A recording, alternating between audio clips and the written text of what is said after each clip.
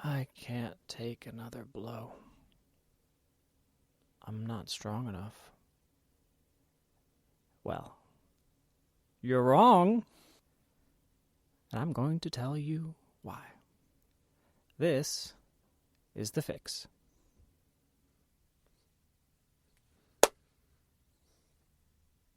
Today's topic is how to handle trauma, specifically trauma that just keeps coming.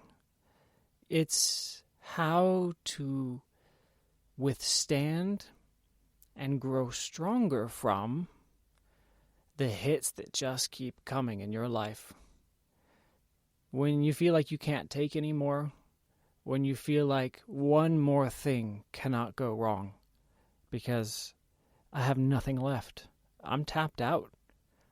I have no idea how you expect me to continue to improve and to work on my life problems when crap just keeps going wrong. And I can't even get up anymore. I don't know how to handle this. That is today's topic. But before we dive into today's topic, the fixes stack. So we're going to review.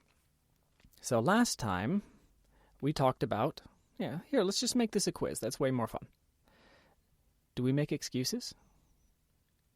Do you blame other people? Do you deflect from uncomfortable truths? No. Why? Why? Why don't we make excuses? Why don't we blame other people? Why don't we deflect uncomfortable truths? Who is it for? Is it for them? Nope.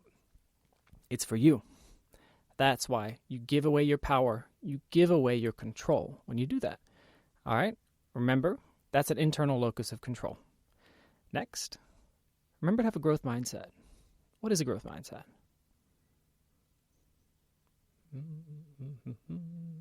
It's just the belief that you and other people can change.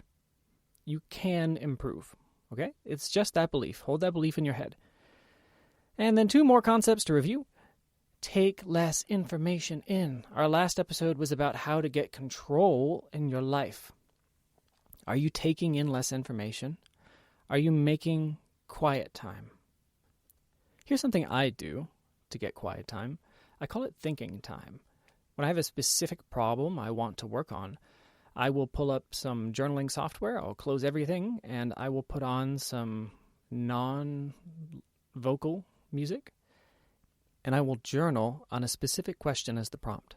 Sometimes this will take the form of a question-answer back and forth, like a conversation with myself. I will literally type out exactly what I'm thinking. How am I going to be able to build this prototype? Answer. Well, you don't have any of the skills, so you're probably going to have to find somebody to help you with this part. Question. Where will I find them? I don't know anybody who can do that. Answer. No, but you know where you could potentially find them. They might be over here. And you know how to meet people, so go just make a forum post or something. Question. Okay, but what forums would I ask, and how could I incentivize these people to help me? Answer. You get the point. It's a back and forth. I have lots of different kinds of thinking time, but that one is one of the easiest. Okay. But most importantly, you need dead air. You need time where you're not doing anything with your brain. It's just quiet. It doesn't have to actually be quiet, but no information should be coming in. Default mode network. Let your mind wander, because that's when you start sorting through all the clutter in your head. It's a decluttering. And finally, close the door behind you. This is the last important concept. When you engage in a dopamine-seeking activity, instead of fighting with willpower to stop doing it before you do it, that's called impulse control, just do it. As long as it's not like just super destructive or, unethical. Like, fine, scroll through social media. Fine, check your email. Fine, eat this candy bar. But make sure you create a wager with yourself. I will eat this candy bar, but I am going to do something structurally different in my life. Be specific. It has to be specific, not I'll do better. That doesn't work. You have to say something like, after I eat this candy bar, I promise to call 2 friends or send a text message saying, I am not going to eat another one of these candy bars ever. And if I do, I will give you $500. Right? Maybe that's a little extreme, but you get the concept, right? Figure out whatever it means for you. Find a way to close the door behind you on habits, dopamine-seeking activities you don't want anymore. Now, you choose what you want to stop doing, okay? It has to come from you. All right, so that was last episode.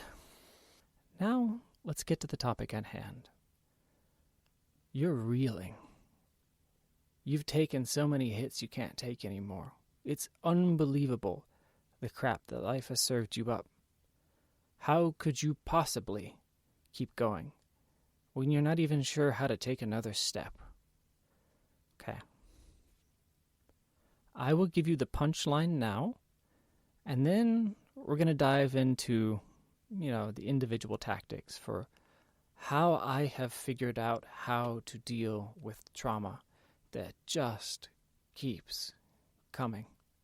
Without going into the details, it's not hard to imagine that every single human being alive has suffered profoundly. Even the rich and powerful cannot avoid death, sickness, and dismay. It's not possible. When you look at another person, just remember, they have suffered something in their life almost unspeakable. Okay? You are not alone in this pain. And, here's the punchline, you have everything you need already to not only bear it, but grow stronger from it. That may not feel true, but if you just have the strength to keep listening, the fixes are here, if you're willing to apply them. Are you ready to feel? Remember the first lie of the podcast. There's nothing to fix. You have it all already. All right, so you should have known that would be the punchline in the first place. I'm going to show you what worked for me, but you have to apply it. I cannot do it for you. You can listen, and that is enough for now.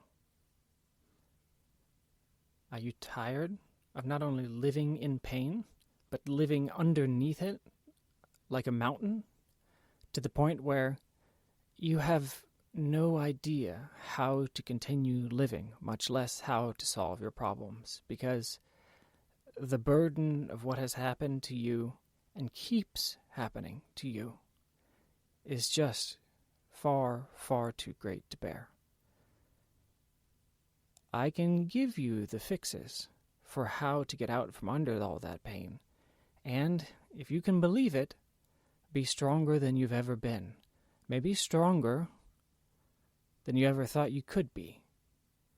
All of that is possible for you if you choose to take action on all the fixes we have to talk about today. But before we get into the tactics and the strategy stuff, I wanted to give you maybe something a little out of left field, the kind of advice you're not used to hearing when you feel like trash, and you feel almost numb at this point. Let's give you a little Darwinian confidence. Maybe you've lost a loved one. Maybe you've been betrayed by a loved one. Maybe your professional sports team's airplane has crashed somewhere in the Arctic, and you have to start eating your friends to survive. That's a fun story that happened. Maybe your super genius military contractor ex-husband has gone crazy and is using the invisibility suit he invented to terrorize you and eventually kill you after faking his own death, and nobody believes you. That's Hollow Man. That didn't happen, but that story is awesome. The new movie's great. You should go watch it. Whatever your deal is, I know you have the strength to tap for it. And here's how I know. Did you know that there have been multiple times in human early human history where our species was almost entirely wiped out. Like, we almost went extinct multiple times. There was one time where our population we can look at this through genetic bottlenecking, basically what genes we all share. You can work backwards and figure out that there may have been a time in human history where there were as few as tens of thousands of humans left on the entire planet. If I recall correctly, there was a supervolcano explosion that put an enormous amount of ash in the atmosphere and sort of created, something like a nuclear winter, right? It's cloudy all the time to the point where nothing can grow. There's no food. You're frigid or it's hot. The climate is completely unstable. Imagine how that must have felt as an early human. They got down to tens of thousands of people left. That's insane. That would be like your little tribe, and you're not even aware that there's another tribe left anywhere on the planet. How must they have felt? But they did survive. We, as a species, survived. So that makes you, not only that, but a million other challenges throughout human history.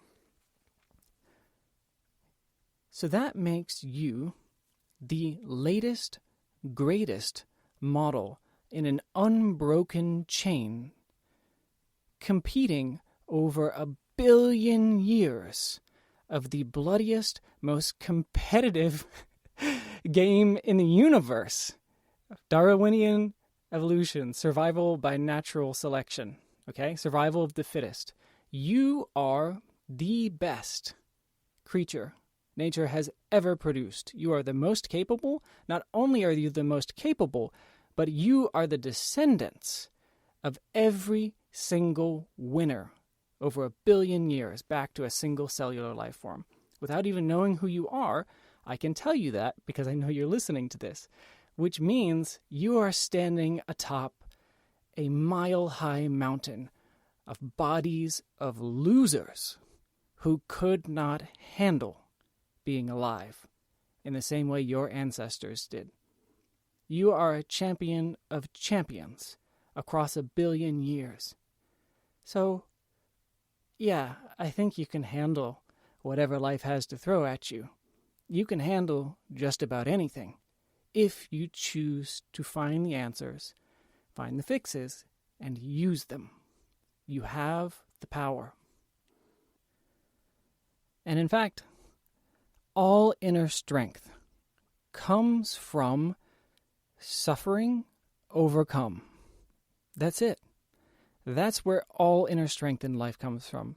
Think about what gives you confidence and makes you feel powerful today.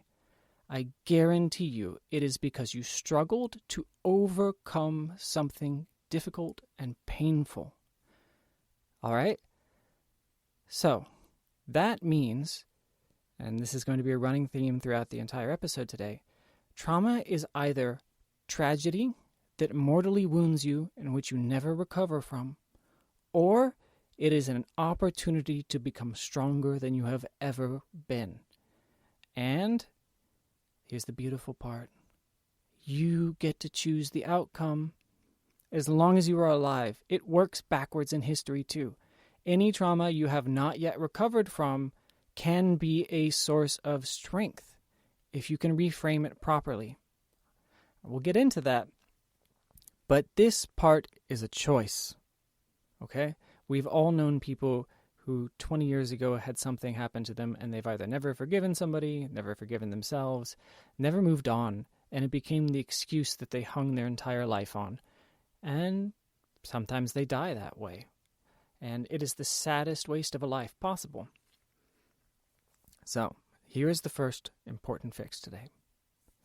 Trauma is either opportunity or tragedy, and you get to choose which it is. The worst thing that ever happened to you can be the best thing that ever happened to you because it makes you powerful.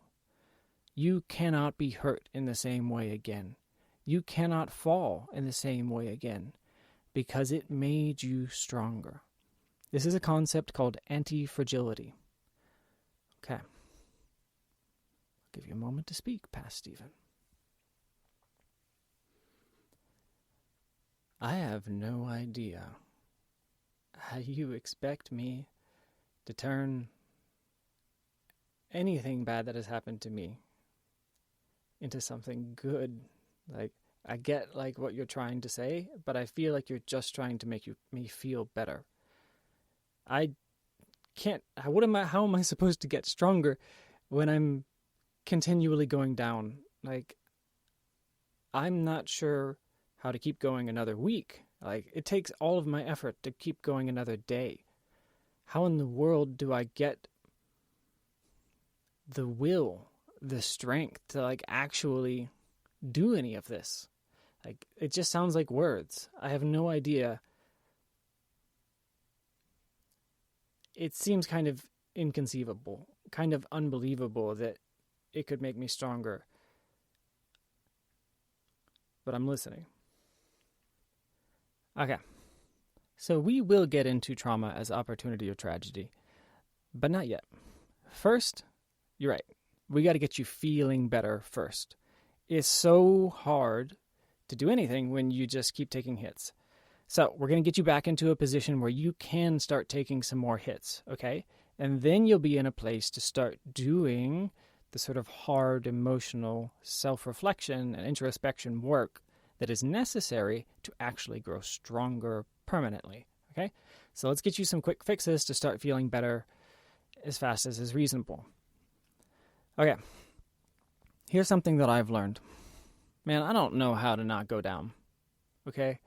If you're looking for answers on how to, like, make bad things stop happening to you, I got nothing.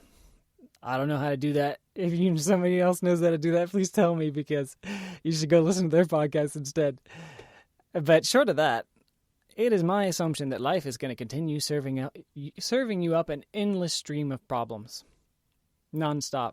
Doesn't care how strong you are, how weak you are, they're just going to keep coming. And that is just a fundamental aspect of being alive. Okay, so let's start from the premise of you can't stop big, bad problems from coming. You can't stop little problems from coming. You can foresee some of them, you can strategize around some of them. But really, even if you do everything right, you're still going to get smacked across the face when you least expect it. Pretty much on a regular basis. So what I've done, rather than optimize for the ability to just keep taking hits, come at me, I'm invincible, I can handle anything. A lot of people take that approach, and I think maybe that's the intuitive approach. I don't really focus on that. Yes, I have tools to be able to handle new problems coming in, and we'll talk about that in a second. But what I've chosen to optimize for instead is emotional recovery. Rather than getting good at not going down, I have gotten good at getting back up quickly. This has made me far more resilient. And it's more than just a perspective, okay? I have tools to do that, and we're going to get into it in just a second here. But the gist is, that's where I think it makes more sense to focus. Stop trying to be invincible. Stop trying to bear every burden. Stop trying to not have feelings and to be able to withstand any pain and bottle it all up, because eventually you're going to shatter. And when that happens, everyone sees it. It's a mental breakdown. It's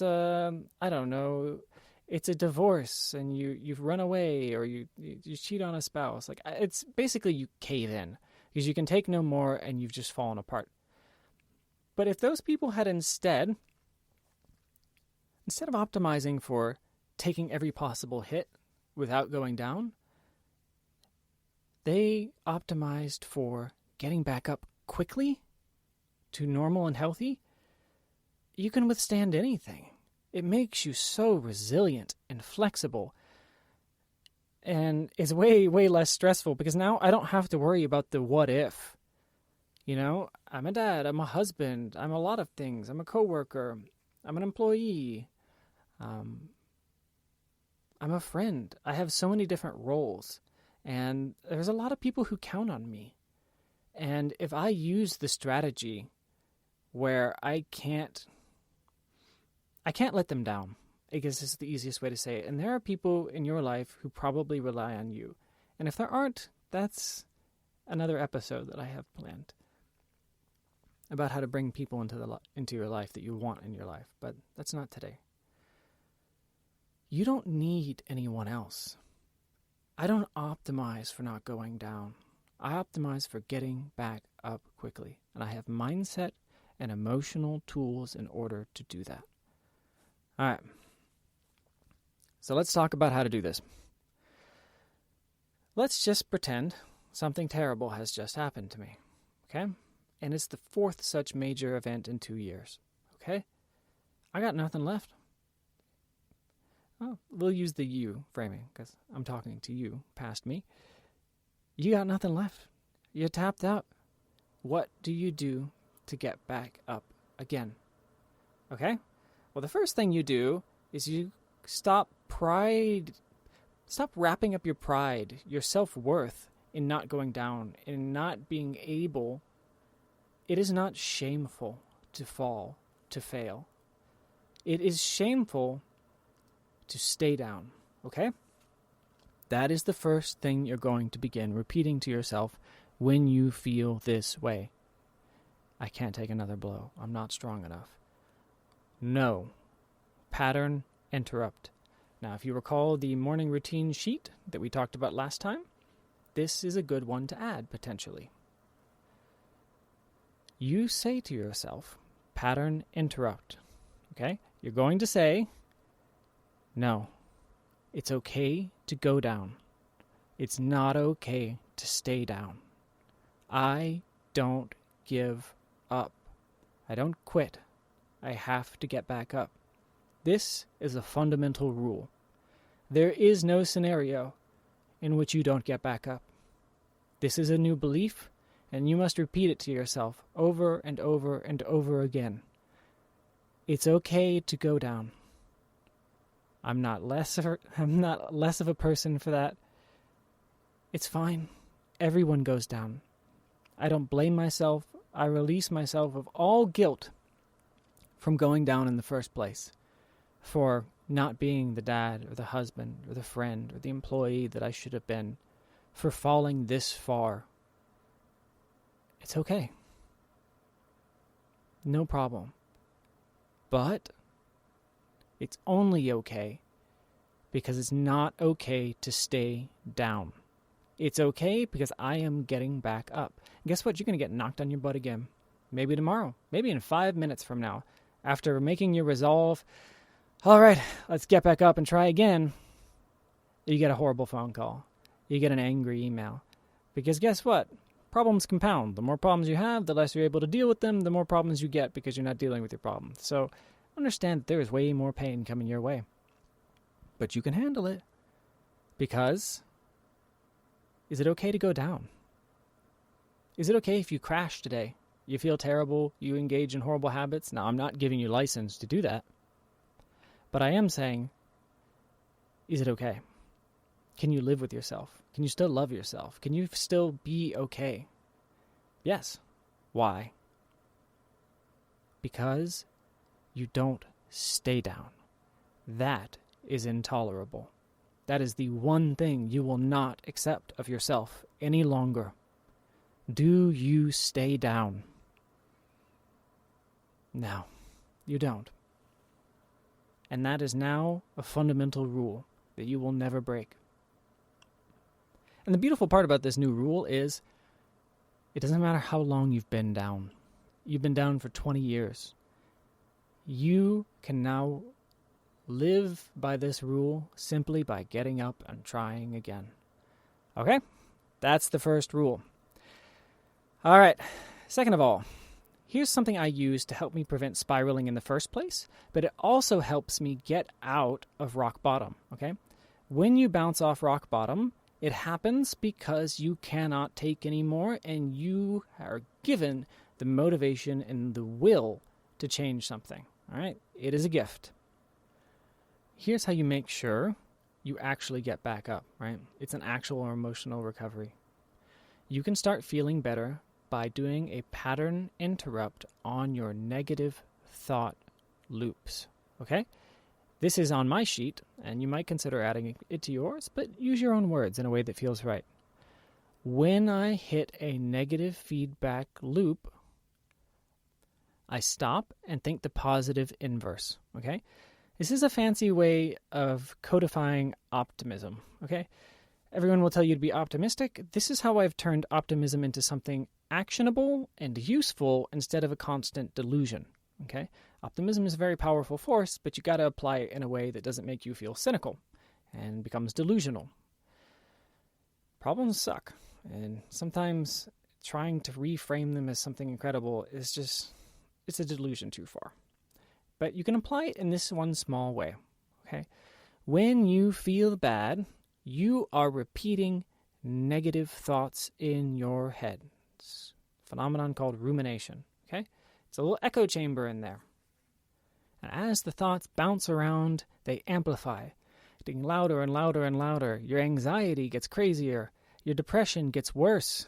It seems like that everything is terrible. The world is ending. Your life is ending. It's all over. How could I possibly take another blow?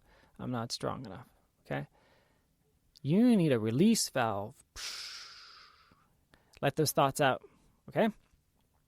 You're going to do that in two ways. One is this pattern interrupt. You need to repeat to yourself over and over and over again. Catch yourself. The moment you start thinking a negative thought pattern, I'm going to get fired. I don't deserve this job. I haven't done crap in 2 weeks. They should fire me. Honestly, I don't know how I'm going to get another job anyway. I don't know why they would hire me. What am I even good at? That, you stop when you experience that. It will take practice, by the way. I've done it so often it's reflexive, but it will take conscious practice, which is why you remind yourself of it every morning so that you can continually bake it into your subconscious until, we'll get to this in a second. Then you think the positive inverse. No. I can do good work. I have done good work in the past. Yeah, I kind of sucked lately, but I've been in a lot of pain. I can do better, and I will try again. And honestly, I probably should have taken some time off. I can do better. I am a good employee. I have helped people in the past, and I can do it again somehow. I'm not as good as I used to be, but I can do better. That is a positive thought. Muster the most positive thought you can. Specifically, it must be the positive reflection, the inverse of your negative thought, okay? So when you start to ruminate, thought spiral, negative, negative, negative, getting worse, spiraling down, stop. Stop spiraling down, switch it, and think the exact positive inverse, even if it feels fake. Even if it feels kind of forced, do it anyway. The human brain bakes into its head whatever it is you do repeatedly. If you are feeling terrible, chances are you have a habit of negative rumination, especially after this much trauma. Okay? You're going to break that habit. It is just a habit of thought. That is most of the reason you feel like trash. Yes, there are real-life problems, but your inability to deal with those real-life problems is the real problem. Okay? You can solve nothing, and you can never truly feel better as long as you are basically in a nosedive of negative thought spirals. Start building the habit of noticing, first, this is the first skill, noticing the negative thought pattern. I don't spiral. No, I don't do this. Interrupt is the second part. Positive inverse. I can, I will, I am capable of. Find whatever feels true. The most true you can manage. If you can find nothing that feels true in a positive inverse, just make it up. I'm telling you, even if it feels fake, you will begin to build a habit so strong it's reflexive. I have had moments where I'm in a negative thought pattern, way in it, like consciously in it, not even like thinking about I should be thinking positive. I know this will make me feel bad. And it's like a voice. It's crazy. It's almost like somebody called me on the phone, but it's in my own head and said, stop. If you act like that, you're going to feel like trash. And that is exactly how it works. Your mood follows your thoughts. Your thoughts create your mood. This is the fundamental premise of cognitive behavioral therapy, which we'll go into a little bit more when we talk about anxiety and depression, specifically in another episode. But this is the basic premise. Your thoughts create your mood. If you have a habitual negative thought pattern, you are going to habitually, constantly feel like trash. This will make you feel better. Guaranteed. Guaranteed. There has been no nosedive I've ever been able to not pull out of because of this. But it's going to take practice, and you need to be reminded to do this somehow. Put sticky notes everywhere. When I hit a negative feedback loop, I stop and think the positive inverse. Okay. That will make you start feeling better. The other thing you can do, and this is going to sound dumb, go to all the people you're failing because you're down and you can't take any more hits, whoever it is. And if you're not really failing anybody, and this is a personal struggle, you need to find somebody to talk to. Tell them straight up everything that is wrong and everything that you feel. Open up to another human being. This is the best way to release pressure. Because what it does is it takes you out of your echo chamber. I have this theory that humans need to ground themselves in what is sane or insane, and I have no problem using the word insane. I don't know why this got a stigma. Insane is literally, it's just the inability for you to act the way you want to act. It is unhelpful thoughts and behavior that is, quite frankly, crazy. I have no problem using the word crazy either. I don't use it as an insult, but applied to oneself, there are times we feel crazy. And the way you have to get better is you have to calibrate against other humans. If you stay in your own head with your big problems, you will go crazy. Okay? Thought pattern interrupting will pull you out of these nosedives and start making you feel better. But you need to still calibrate against other people, because you will begin to form, especially if you've gone through a lot of trauma and you have not recovered for a long time, you have distorted beliefs in your head. You can think of this just like terrible wiring in a machine. The wires are all tangled and they're all connected to the wrong places and there's sparks shooting out. You need to rewire everything back to like a healthy way by calibrating yourself against another person that you respect. Now, it's very important that you pick somebody who's a good listener. You tell them that primarily what you want is for them to listen and not to provide advice. Okay? Especially if you're somebody who is feeling very vulnerable and insecure about your problems. I don't know what, it could be a drug addiction. Who knows, right? You could have any number of problems, right? And it's probably very hard for you to share this with another person, especially if you never have or you rarely do, or you're ashamed of it. What you do, when you share, open up to another person that you respect, somebody you believe who won't retaliate, they won't start getting nosy, specifically they won't judge you. That will make everything worse. Find somebody you know who will listen, a good friend. And if you can't find somebody, this is what therapy is for. Go pay somebody who is being paid to be a good listener. Okay? You can do online therapy pretty cheaply. When you open up to another person, you are calibrating against them. You're basically asking, am I crazy? So what they will reply with is probably, and then, when you're done basically monologuing, just get their take. Just say, what do you think? Okay? This is when you cede the floor to them, after you feel you've expressed everything you wanted to say. And it's very important that you say everything you want to say.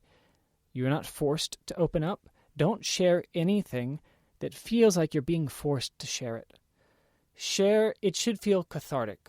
It will feel terrible at first, but as you open up, as you express yourself, you'll begin to feel a great relief flood through you.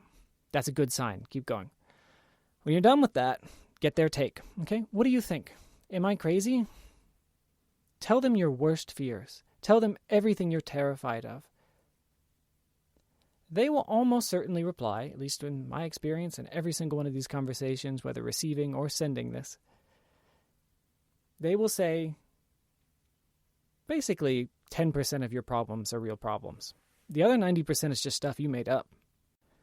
And while you may have known this in your head, The human brain mostly discounts its own advice like this. Because remember, you've been ruminating in an echo chamber in your head. These thoughts have been bouncing around so long that it's not enough just to release the negative thoughts and start turning them positive and create a new habit there. You also have to start rewiring all those terrible beliefs that you've started to believe. You might actually believe that you're not worthy of a good spouse. You're not worthy to keep working at your job. You really do suck, right? You will begin to believe these things. And when you open up to another person, they will calibrate for you which of your problems are real problems and which are not. Something along the lines of, well, I mean, it sounds like you used to be pretty good at your job or you used to enjoy it. And, you know, there's probably some simple things you could do to get better. And I don't know, you've gone through a lot. Kind of makes sense. And I don't think that they would fire you. Why don't you just go talk to them and tell them you're going through a hard time? They will basically calibrate for you. Most decent human beings, I'm sorry if you happen to run across a sociopath who is unwilling to help you, they happen. But for the most part, everyone is understanding and they know something is wrong with you. We always know when somebody else is in deep pain. And they'll probably just be relieved that you finally opened up to them about it. Because now they feel like they can help. All right? And they feel like you're on the same team again. And you will feel great realizing that 90% of the things that you imagined, everyone hates me, I suck. They will be like, what? No way. I mean, I haven't even noticed that you haven't been doing a good job at work. Or, wow, this is a shock to me. Or, no, like, we really appreciate you. Or even if some of it is true, you'll find out what's true and what isn't. And that's why this is a very useful exercise. So there's your two tools for emotional recovery.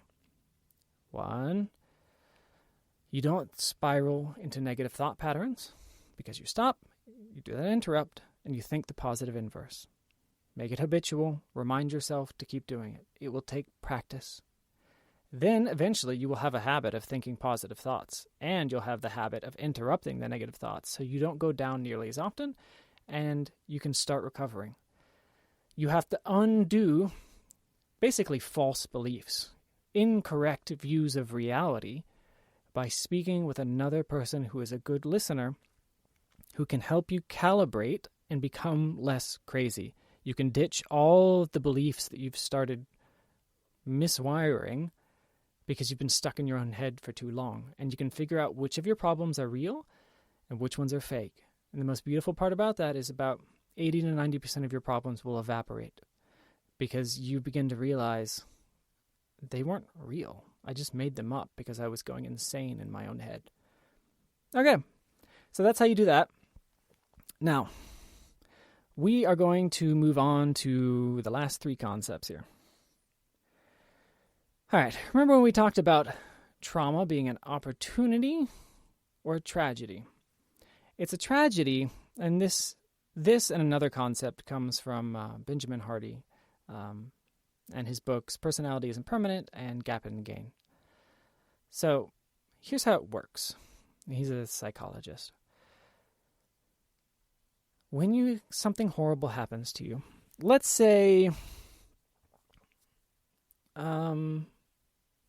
here, we'll just say something like, when you were a kid, and let's make it something old rather than something new, okay? Because I think that's a more challenging problem. But it's even easier for things that are fresh. Let's go with an old trauma.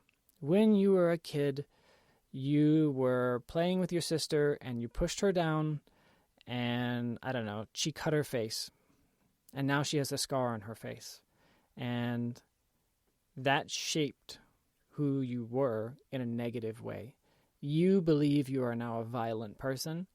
You believe yourself to be essentially untrustworthy. You believe that you are dangerous when you're angry, and now you need to be basically afraid to be close to people because you're worried you'll hurt them. And every time you see the scar on your sister's face, you feel like a monster. Okay, just imagining what that scenario would make somebody feel like 20 years later. Okay, you with me? Let's take that as our trauma. You've never recovered from it. In fact, it shaped you in a profoundly negative way. in a way you've never recovered from. Okay, that's our starting point. That is a tragedy. And just like choosing to get back up, you can fix this at any time if you know what to do. All right, here's the gist of how it works. And we're going to use a little bit of neuroscience. Consider that your brain is an organ like any of the others. Liver, stomach, it's just living tissue. Okay, it's not magic. There's nothing special going on there. It's just an organ with living cells. Every single one of your memories and beliefs and ideas, dreams and greatest fears and worst self-perceptions are stored in living tissue. Okay? That means the past isn't real. It's fictional. It's gone. There is no past. There is no future. There is only literally what exists right now. It's the only thing that's real. Anything that has happened in the past is not real. The only place it exists is inside the living cells in the organ inside of your skull. And, well, therefore, it can be changed. Your memories are literally just little tiny physical pieces inside of an organ inside of your head. And if you could go in there with a microscopic scalpel and edit them, you could become a totally different person who remembers something totally different. Okay, you could change anything about the past. Well, your perception of the past anyway. Right? So, first, know that it is possible to change anything about yourself. Now, that doesn't mean you know how. That doesn't mean that, it's physically something you could do. All right, but just remember that fundamentally means that you can change, you can rewrite anything about the past, and specifically any belief or personality trait you have developed because of the past at any time. Right? There's no physical law that prevents this. All right, so you can literally get better. All right? But the trick is, how? Well, turns out it's not that hard. I don't mean to make you feel bad or belittle your 20-year-old trauma from injuring your sister and thinking you're a violent monster. Sorry, I'm not belittling your suffering. That is a tragedy. But I am telling you it can end the moment you decide that it's time for it to end and it's no longer serving you. Okay? You would be surprised. There are people who hold on to their past traumas, their tragedies, because it gives them an excuse to not have to do the work to get better, to become a better person, to admit their faults, to move on, right? It's an alluring thing to hold on to because they don't want to get better, because they don't want to face the consequences of who they've become. But do we make excuses? Do we blame other people? Do we deflect from uncomfortable truths? Do we have a growth mindset that says we believe we can change? Now you see why these things stack and why it's important to work on all of them and why I started where I started. Those things are fundamental. Okay? We're going to revisit that trauma. And if you have like PTSD or something that like revisiting traumas is not like a safe thing for you to do alone, like by all means, like trust yourself, right? This is not any kind of medical or legal, financial advice. Like, I'm not giving that kind of advice. I'm talking to my past self. Okay? Go get real help, all right? And certainly don't blame me for anything. Like, this is not advice for you, listener. This is advice for past Stephen. Okay. You need to reframe it, okay? This is a lot like the interrupting negative thought spirals and thinking the positive inverse. You need to rewrite the story. Every time something traumatic happens, we have the opportunity to write the story. Sadly, most of us write the story subconsciously. We just, however it plays out is how it plays out. And often, because we feel bad, we write a very negative story. You pushed your sister down 20 years ago when you were playing. You were angry. she fell and cut her face and she has a scar now. Okay? That is what actually happened. All of those things are true. Every single one of those things actually happened. Remove all of the fiction, all of your beliefs about what happened, all of your ideas, all of the personality changes that's happened since then. All of those things are a fabrication. The only thing that actually happened is you pushed her down, you were angry, she cut her face. That is the truth. Everything else is a story that you wrote about those events. Now, the beautiful part about the human brain is that we can rewrite these stories. That story is stored in your head, in the little cells inside of your brain. Because of the way memories work, every time you access them, think of them like putting them off a shelf, taking them off a shelf. You rewrite them when you put them back, essentially. Neuroscientists forgive me the inaccuracies, but this is a useful metaphor, and it amounts to the same outcome. Every time you take it off the shelf to recall what happened, you put it back. A little bit different. The way you feel when you access these memories and the story you write about these memories when you are reliving them becomes baked into the long-term memory itself. Think about that. It's like a word processor, not written in stone. You are opening an old Word document, and you have the ability to go in and make some edits, and when you save it, it goes back different than it was before. Okay? That means you can deliberately, selectively edit your memories to tell a new story. Okay? Now, this is the hard part. All of this is painful, by the way. Especially, we're doing with an old one, but the next time you experience a fresh trauma, remember the most important thing you can do when something traumatic happens to you is choose what it means. And please write a positive story, because if you write a positive, empowering story, this terrible thing becomes a wonderful thing in time. Now, the event itself was terrible. At no point in time am I saying that getting angry and pushing somebody and having them become injured and physically scarred is a good thing. It's not a good thing. Of course it's not. I'm not trying to make you delude yourself into thinking it's not a big deal or write it off. But what I am saying is that write a story that empowers you. Here's a couple ways that I have done this. Okay? But let's continue with this example. Here are some things you might say. Okay? And these stories are also true. So this is the trick. You're going to recall the memory. You're going to live through it again. But this time, when you put it back, you are going to write it with a new story. Before, the story was, when I am violent, I'm angry. I am a monster. I can't be close to people because I can't be trusted. I'm a terrible person. Okay? That was the story you wrote. Not a good one. Let's write a different one. Okay?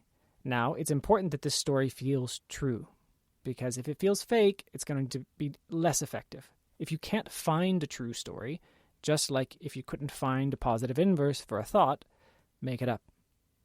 It's better than your current one, okay? Even if it feels fake, just keep making it up until it starts to feel true.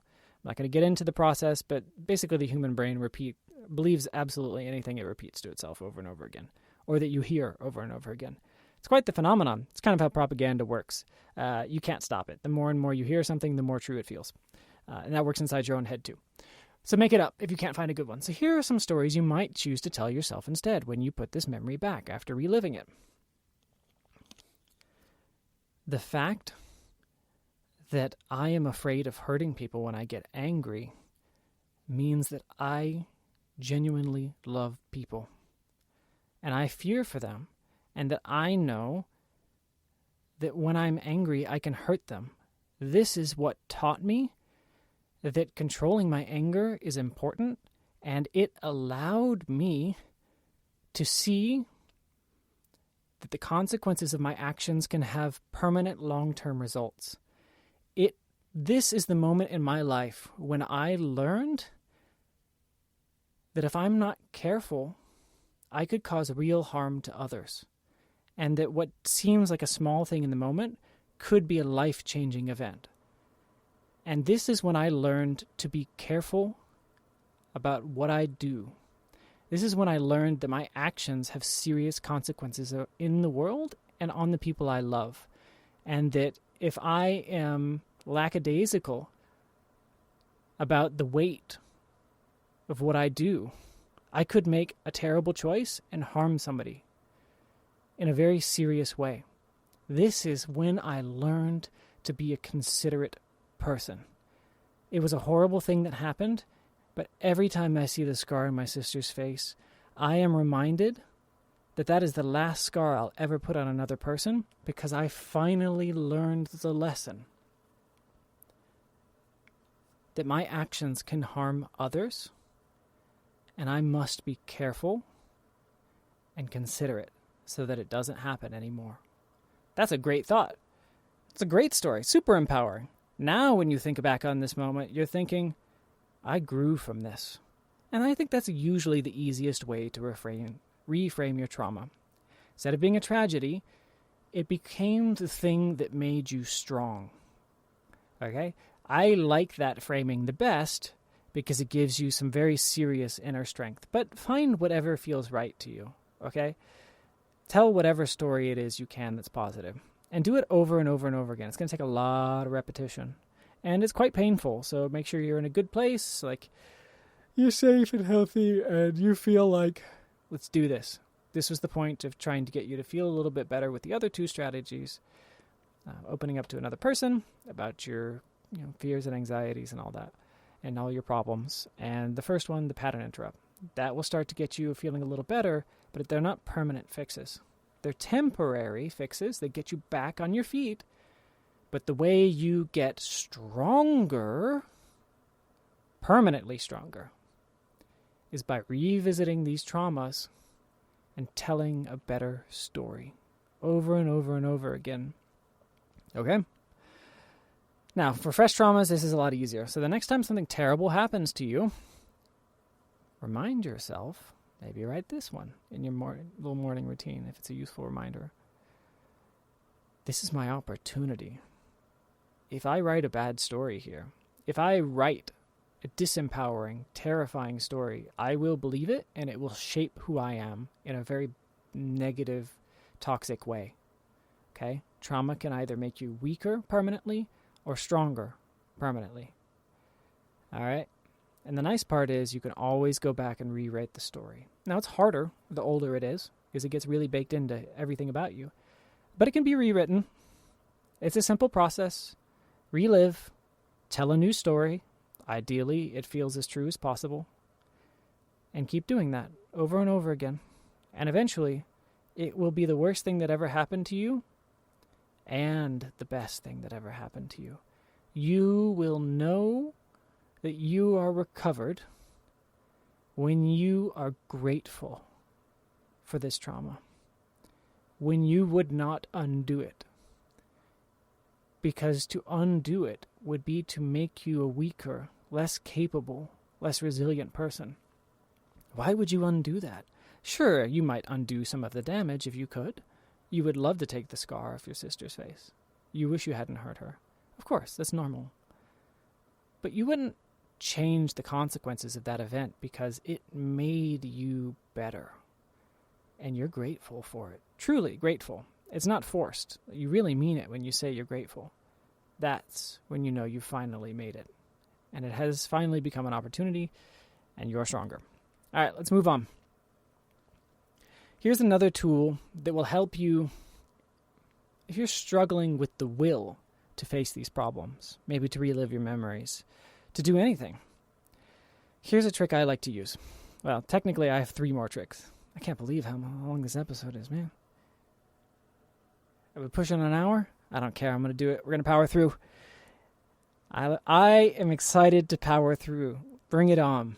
Because the next topic is challenge versus threat framing.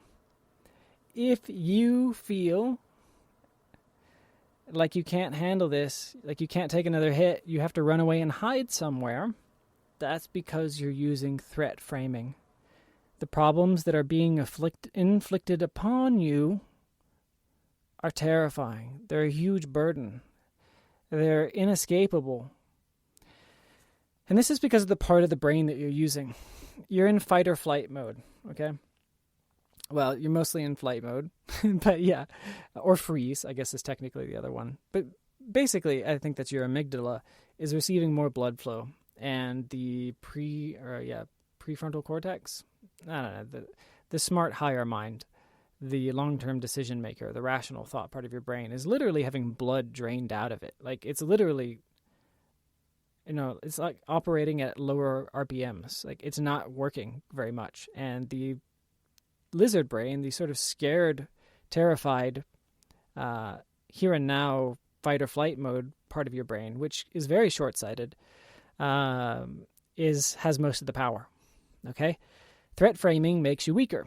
Now, it's very useful. Remember, our brains are sort of set up for like immediate physical threats because or immediate social threats, because those are the only kinds of threats that we, evolved to deal with.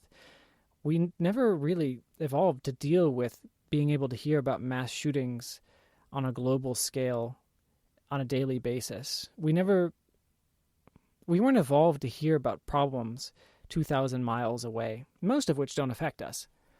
And our brain treats all of those problems as if they were right in front of us. Okay, so we're in threat frame mode a lot. But here is the one cool trick you can do to immediately feel powerful. Okay? If you are leaning away from pain, here's the paradox. Lean in instead. Crap, I have to work overtime tonight because there's $40,000 worth of consumer debt to pay off, or my girlfriend will leave me. I don't know, whatever, right? I can't take it. I don't want to go. I should call out. No. That's threat framing. Reframe as challenge framing. It is, in the words of Tom Bilyeu, stop thinking in terms of how little can I do, and start thinking in terms of how much can I take? Okay?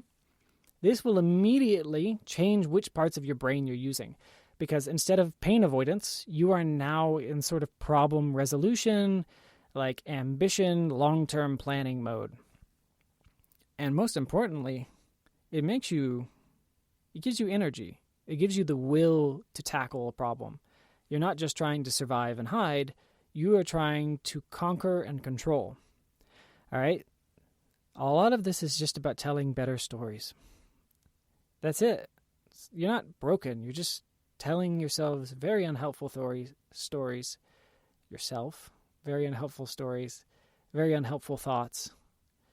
And when you begin to rewrite them, they become habitually positive, habitually empowering, and you are a strong person now who can recover from anything and can take a heck of a lot of hits too before you go down. But when you do inevitably go down, you have the ability to get back up again really quickly. So you become a very reliable, powerful person. Just use challenge framing. So challenge framing of the same thing is, now, I can do overtime. I can do more than overtime. Okay? Bring it on. I am not only going to pay this debt off in a year and a half, I'm going to pay this debt off in a year. I'm going to call my boss. I'm going to say, can I have overtime tomorrow too? Bring it on. I can take it. I can take this and more. Same set of circumstances, different perspective. One is, oh, please don't hurt me anymore. I can't take it. The other is, I can take anything. Bring it on. When you think of your problems as not something to be avoided and run from and merely tolerated to the extent that you have to tolerate them, but think about, how can I absolutely destroy this? How can I go on the offense instead of the defense? And because one gives you a sense of control and power, and it literally allows you to endure more pain. When you lean into the pain, you actually feel less pain. It's a paradox. I think there's a study that showed when people are put in an ice bath, which, as you probably imagine, is just water with a bunch of ice cubes in it, it's quite painful. The people who are allowed to scream and basically act aggressively, hit their chest, like grit their teeth, and like sort of, they are actually able to withstand more pain, significantly more pain, than the people who were not allowed to do any of that, who basically had to sit there and take it. So you literally will feel less pain and have more control when you reframe your problems as challenges, something that you are eager to bear, something you are going to conquer, something that is not going to come anywhere close to beating you. In fact, you're thinking about piling on more. Then you can handle anything. It's the same problem. If you're going to have to solve it either way, you may as well use challenge framing, because that one makes you feel strong. And threat framing, leaning away from the pain, will actually increase the pain. It actually makes it hurt more. This is, if you, just in a microcosm, when you rip a Band-Aid off, if you give somebody, you tell them, hey, this is going to hurt. You ready? And you have a moment to brace, it actually hurts less. If it is just ripped off of you, the pain is worse. And it feels worse. This is exactly the same concept. Okay? So lean in. Use challenge framing, not threat framing. All right, 2 more concepts. This one's also from Benjamin Hardy. It's called The Gap in the Gain. You got a lot to write down. Whatever. You're going to feel better by the end of this episode. You got all my tools. This is everything I've learned that you haven't learned yet, past Stephen. All right, next is the gap in the game. Okay. If you find yourself feeling bad, chances are, or you start feeling incapable and weak, depressed, basically everything negative and hopeless and helpless, chances are you are in gap thinking, okay, rather than gain thinking. And this is a very simple concept. The concept is you feel bad when you are focused on things you can't have, don't have, will never have, are in the distant future, or feel unattainable, or in the distant past that you can't fix. Basically, if something is out of reach and you are focused on the fact that it is out of reach, you are disempowered, meaning you feel helpless, and you will feel depressed, anxious, sad, every negative emotion, right? Spiteful, whatever it is, right? If you focus on the things you can't have, don't have, or in the far future, distant past, if it feels unattainable, and that's what you're staring at, mentally speaking, you're going to feel bad every single time. This is how billionaires are able to be upset. This is how they're able to feel like they don't have enough. Even though logically they know they do, this is how rich people, or people who have it all, or people who have succeeded in anything, or you have succeeded in anything you've succeeded. This is how you devalue everything good you've ever done, and it can still feel like trash compared to what you actually want now. Okay? This is where this phenomenon comes from. This is being in the gap. So, Dr. Benjamin Hardy says. But gain thinking is the opposite. Gain thinking is choosing to focus on what you do have. This is why gratitude works, by the way. Everyone always says, be grateful, do a gratitude journal. Not that those are bad practices. That's a good idea. But gratitude is actually just it's a single tool in this broader tool set, which is gain thinking.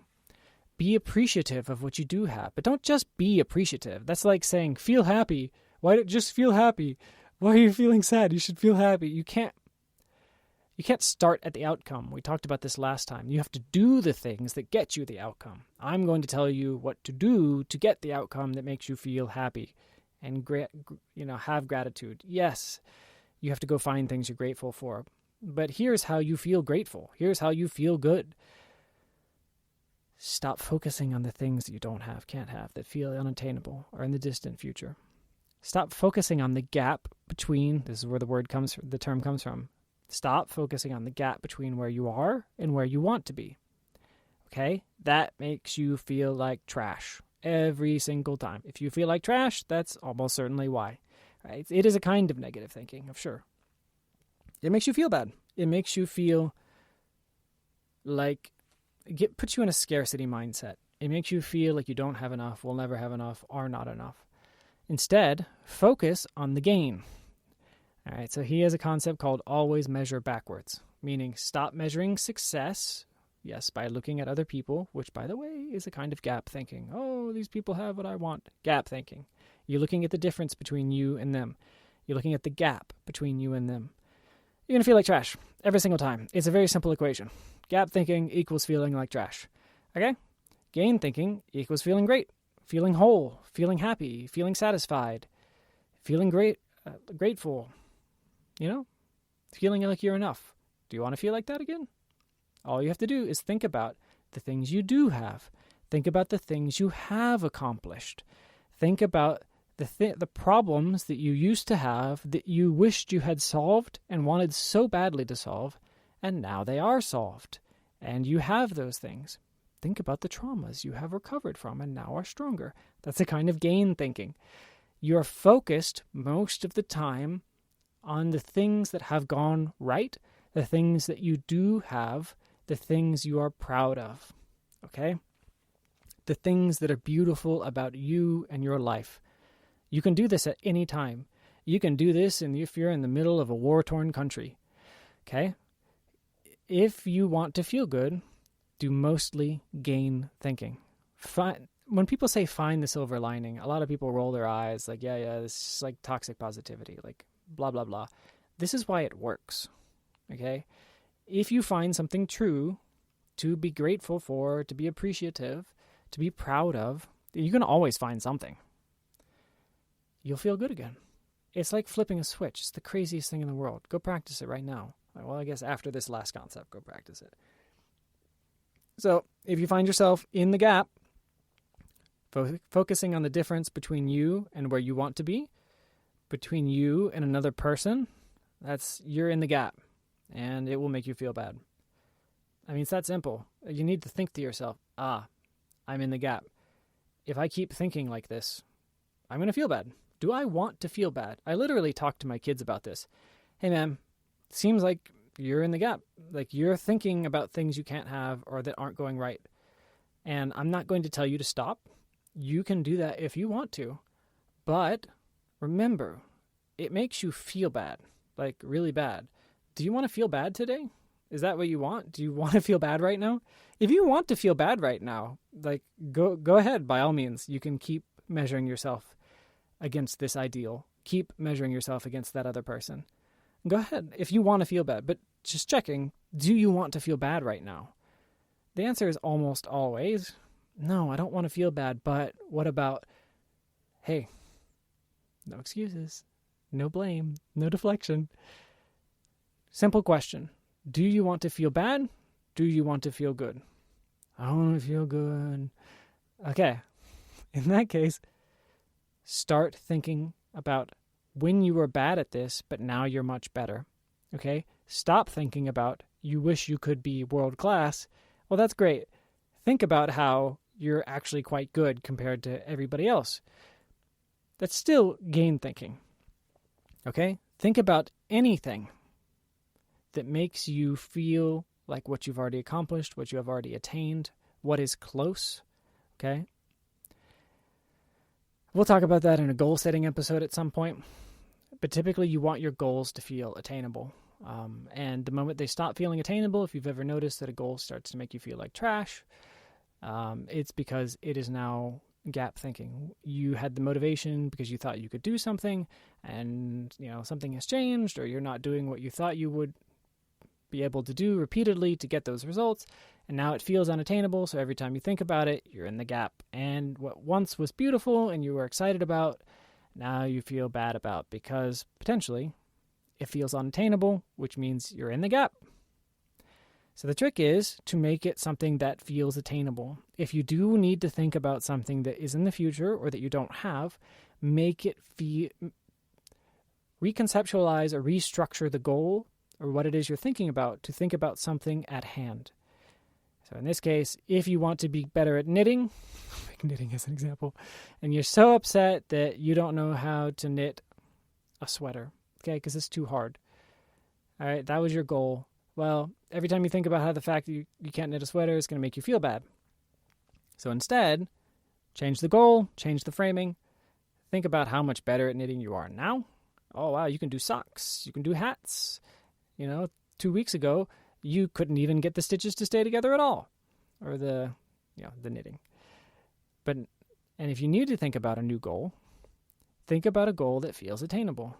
Okay, I can't do a sweater, but I bet I could do a sleeve. That would be cool. And if it feels attainable, you will start to feel better again.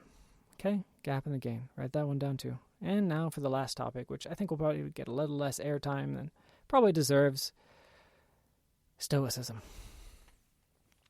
And these are all interrelated. Just go learn about Stoicism. Stoicism is a lot like some Eastern philosophies like Buddhism. It is a philosophy about basically how to be happy and satisfied and live a meaningful life right now, no matter what is happening. Literally, no matter what is happening. You could be being tortured, and if you were an incredible Stoic, you might be able to at least find some neutral.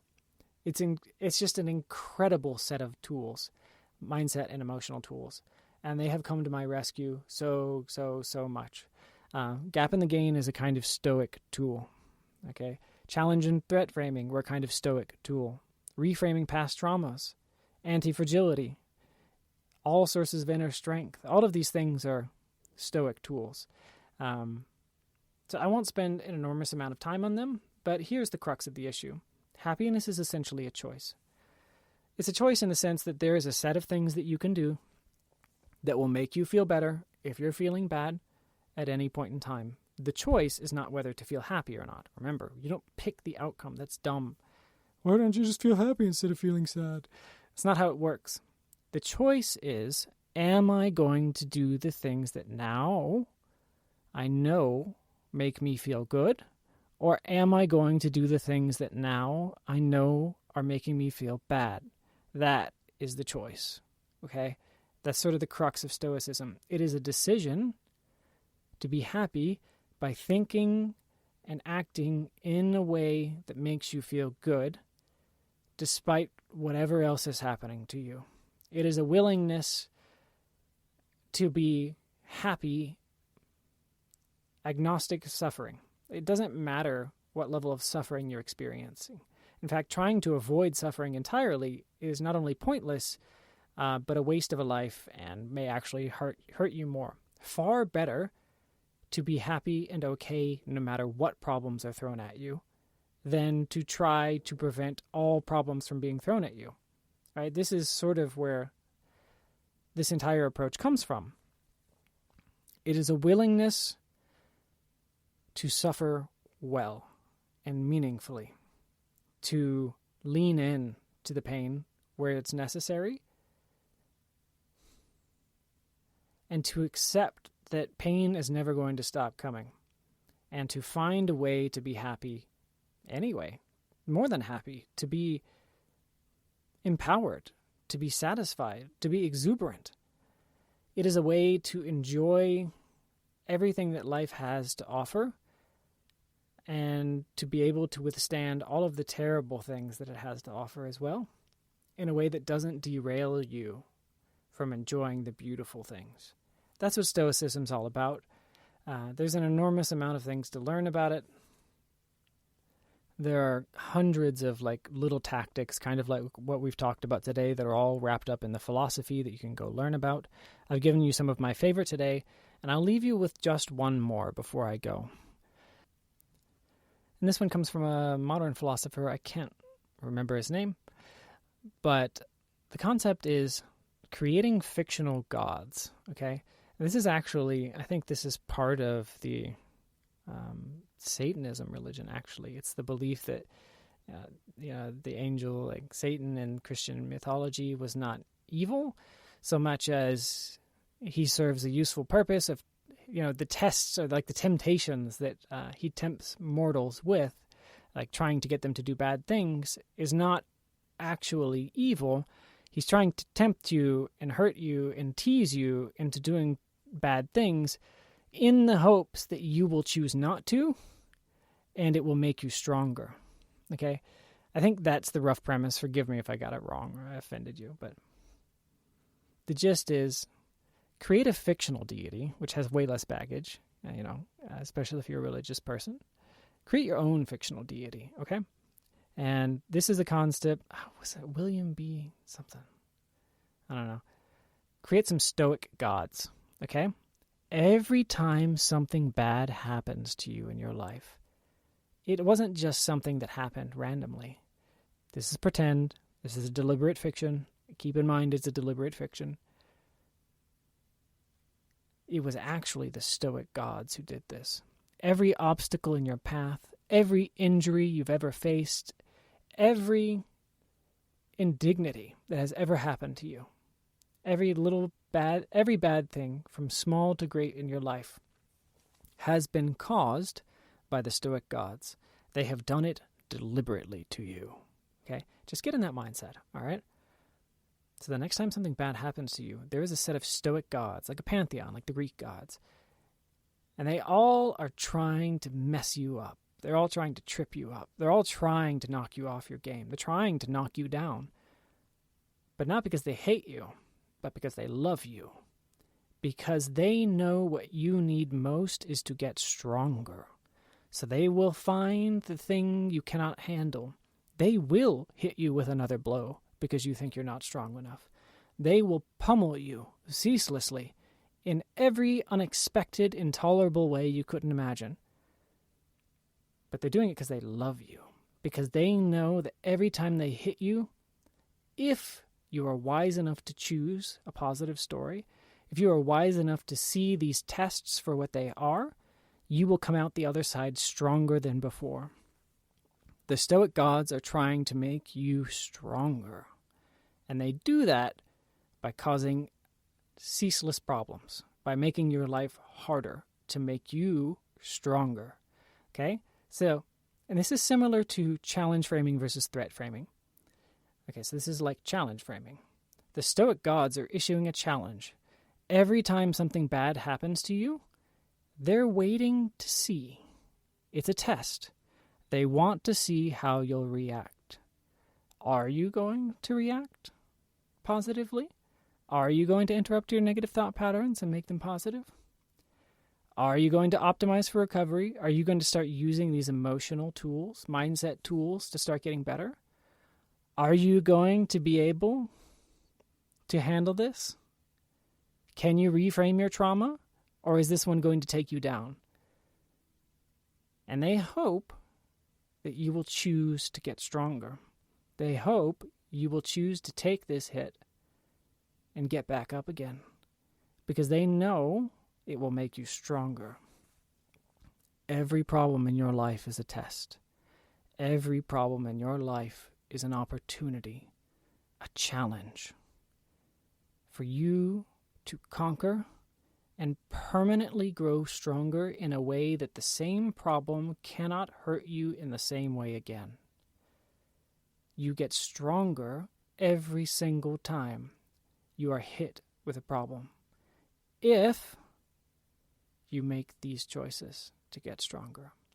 Or every blow you take could make you weaker.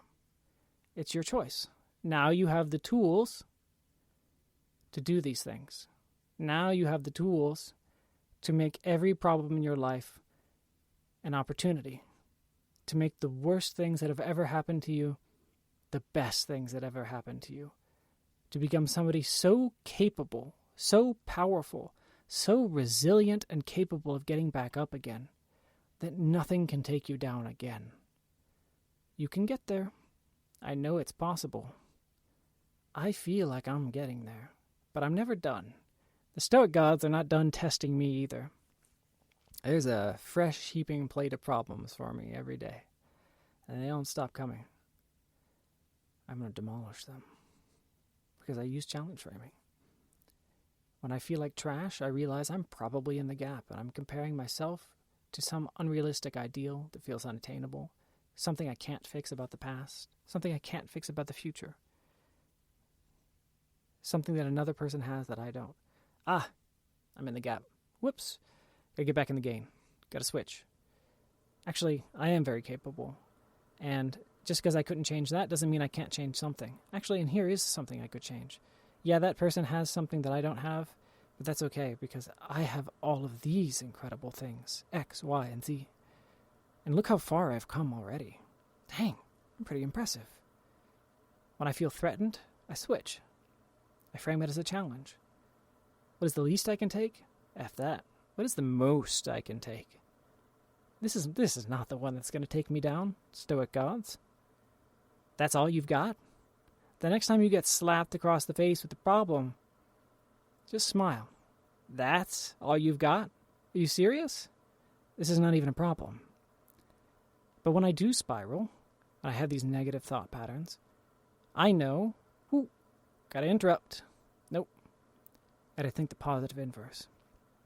Not only that, but I need to go talk to somebody. Am I going crazy? I feel like I've been in a funk for a long time. I need to just, get this off my chest with somebody who's a great listener. Because I know I'll be able to recalibrate and figure out which of my problems are real and which ones are kind of stuff I've made up in my head. That is how you can handle anything. Optimize for being able to get back up. It's okay to go down.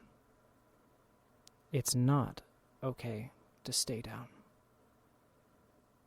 This has been The Fix.